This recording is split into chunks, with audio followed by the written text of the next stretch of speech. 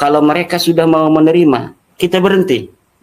Misalnya mereka menerima, ya kita bukan cucu Nabi. Atau maaf Pak Dr. Ribut, Pak Yusuf Mas, kami ini tetap meyakini daripada bahwa kami ada turun Nabi, tetapi silakan bagi orang lain untuk tidak meyakini kami sebagai turun Nabi.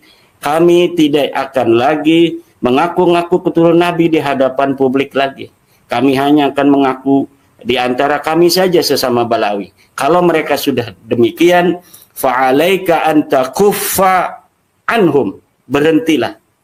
Wa alla tushhira wa tufaddiha, jangan sampai dipopulerkan kembali, jangan sampai dibeber-beberkan lagi. Bal yajibu alaika an tasturahum, bahkan kita harus menutupi daripada aib ini. Orang-orang yang memalsukan nasab mengaku cucu Nabi itu sarasatul akhlak, orangnya kasar akhlaknya. Wadana'atut tiba', rendah sekali tabiatnya. Walakinnahum yatadhaharuna bihusnis samti, tetapi mereka berpura-pura berperilaku baik, wa bihamidil akhlaq, dan mereka berpura-pura berakhlak terpuji.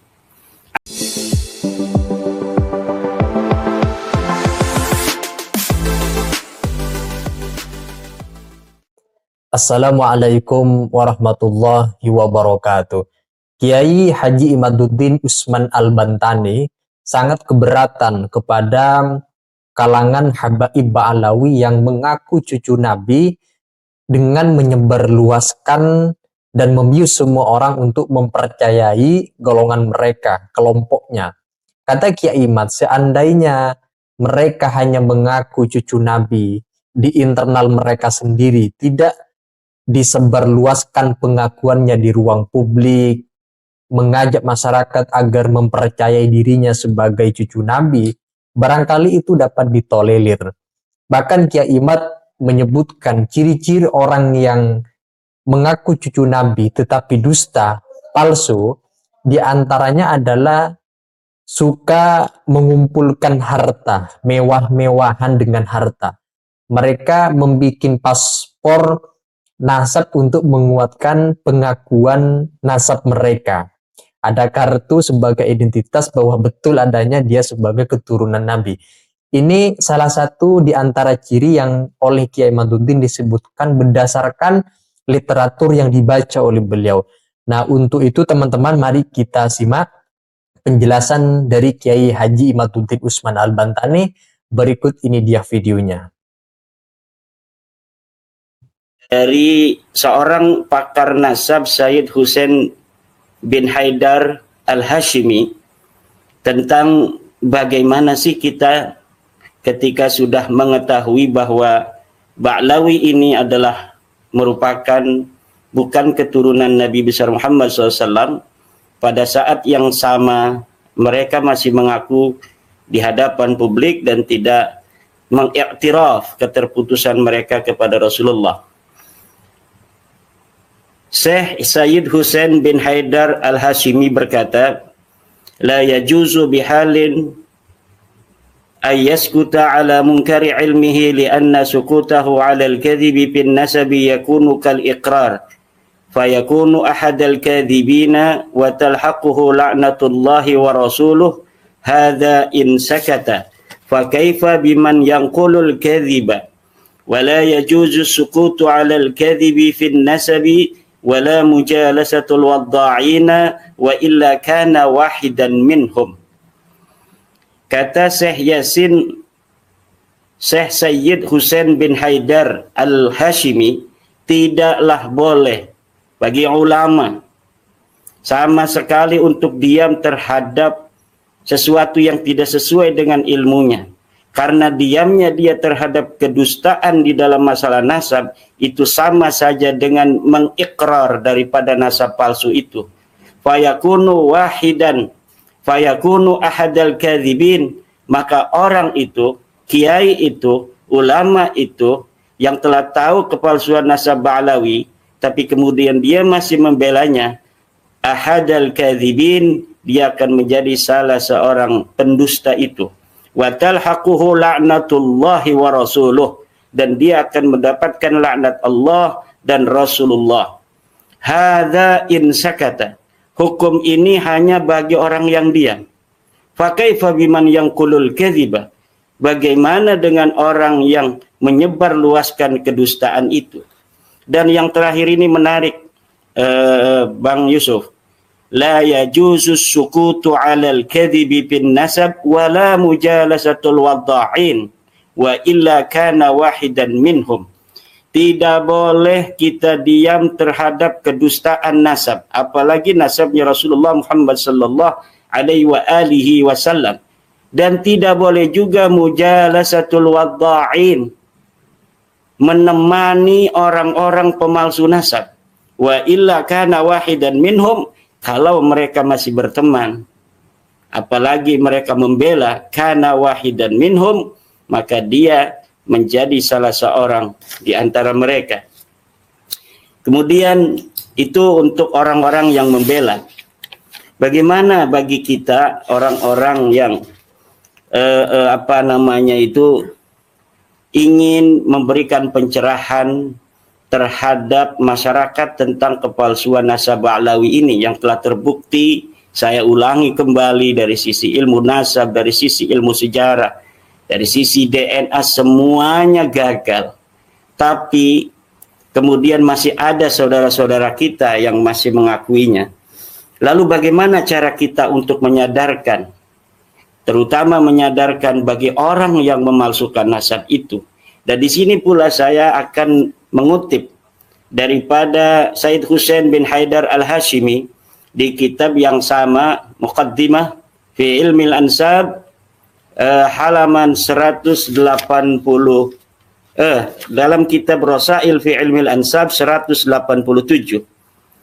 Fa'alaika fi awwalil amri bin nushi fata'muruhum bil ma'rufi wa tanhahum 'anil munkar wa tad'uhum bil hikmah wal mau'izatil hasanah wa tujadiluhum billati hiya ahsan wa an la tata'assafa fi isti'malil haqq bi an tamakkanat min nufusihim al quwal hakimah al 'aqilah wastajabu lin nasihah fa 'alaika an takuffa 'anhum wa illa tushhira wa tufaddiha bal yajibu 'alaika an tasturahum wa an ta'tadira lahum bijumalil a'dzar amma illam yastajibu walakinnahum akhadu bitamadi fi dalalatihim wa baghihim fa'alaika an tarfa'a amrahum ila al-hakim wa in tabayyana wa an tubayyina halahum lin-nas wa min samma fa inna 'alaika mujahadatal kadhibin bi ghalidil maqali wa munazalatal muzawwirina bi fasilil fi'al. Ini menurut Syekh Sayyid Hussein bin Haidar dalam kitabnya Rasail fi Ilmil Ansab halaman 187. Bagaimana cara kita untuk memberitahu kepada para Ba'lawi ini bahwa nasab mereka telah terbukti putus, nasab mereka telah terbukti palsu, bahwa mereka bukan keturunan baginda Nabi, di dalam darah mereka tidak mengalir darah Nabi, hasil tes DNA mereka G, yang merupakan orang-orang Kaukasus, bukan orang-orang Arab. Tapi dengan semua itu bagi kita, orang-orang yang sudah mengetahui itu, fa'alaika fi awalil amri bin nushi, dengan cara nasihat. Fata'muruhum bil ma'ruf wa tanhahum 'anil munkar. Kita memerintahkan mereka dengan baik, melarang mereka dari berbuat mungkar. Wa tad'uhum bil hikmah. Kita mengajak mereka dengan cara yang hikmah, penuh kebijaksanaan, dengan ilmu. Bil hikmah itu dengan ilmu, dengan keyakinan. Wal mau'izatil hasanah, dengan nasihat yang baik. Wa tujadiluhum billati hiya ahsan, dan kita berdebat dengan mereka secara ilmiah. Wa alla tata'assafa, kita jangan berbuat zalim pada mereka fi isti'malil haq, atas nama kebenaran. Fa in tamakkanat min nufusihim al-quwal haqimah al-aqilah wastajabu lin nasihah fa 'alaika an takuffa anhum. Kalau mereka sudah mau menerima, kita berhenti. Misalnya mereka menerima, ya kita bukan cucu Nabi. Atau maaf Pak Dr. Ribut, Pak Yusuf Mas, kami ini tetap meyakini daripada bahwa kami ada turun Nabi, tetapi silahkan bagi orang lain untuk tidak meyakini kami sebagai turun Nabi. Kami tidak akan lagi mengaku-ngaku keturunan Nabi di hadapan publik lagi. Kami hanya akan mengaku di antara kami saja sesama Balawi. Kalau mereka sudah demikian, fa'alaika anta kuffa anhum, berhentilah.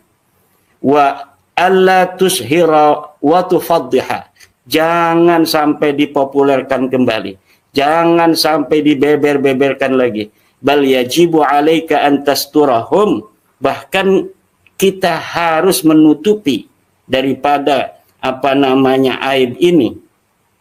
Wa an ta'tadira lahum, dan kita memberikan ruang, menguzuri mereka bijumalil a'dzar, dengan berbagai macam alasan-alasan. Tetapi amma illam yastajibu, kalau mereka tidak mau menerima bahwa ada dalil-dalil keterputusan nasab mereka secara ilmu nasab, secara ilmu sejarah, secara ilmu DNA, walakinnahum akhadu bitamadi, mereka terus demikian fi dhalalatihim, dalam kesesatan mereka, wa baghyihim, fa'alaika an tarfa'a amrahum ilal hakim, maka seharusnya yang harus dilakukan kita laporkan kepada pemerintah.